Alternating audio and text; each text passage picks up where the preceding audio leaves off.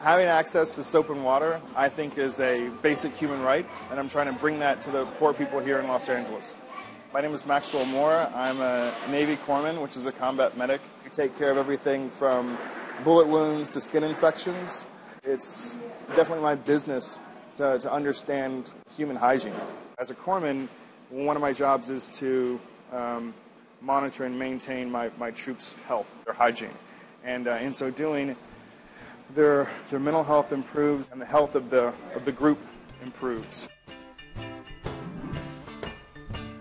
A universal human need is just to be able to get clean. Having lived all over the place, lived in war zones and seen people living so poorly, to come home to America and then see folks who are living on the street in those same conditions was a real motivator for me.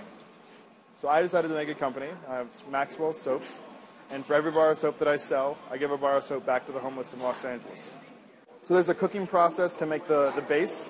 Then I pour it into molds and let those molds cool. And then I pop them out of the molds, I cut them up, and that's about it.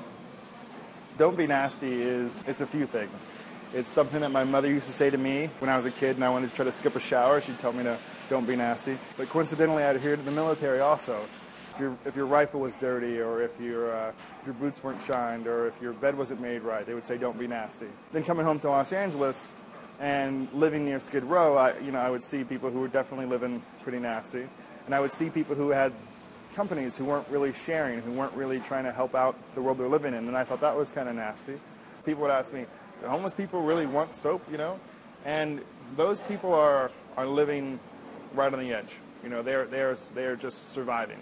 And it might as well be the wilderness. The universal response I've gotten from the hundreds of folks now that I've talked to on Skid Row has all been the same. Everybody is so happy just to have someone pay attention to them, someone to look at them and treat them like a human and to give them soap.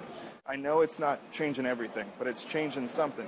And I think that, if everybody just decided that they would just not be nasty, that they would embrace change, that they would start moving towards something that was bigger than themselves. And that's the challenge I'm telling everybody else. That's quietly the challenge that's in that little don't be nasty, is you can do something. You can do something to make it a little bit better than you've already found it.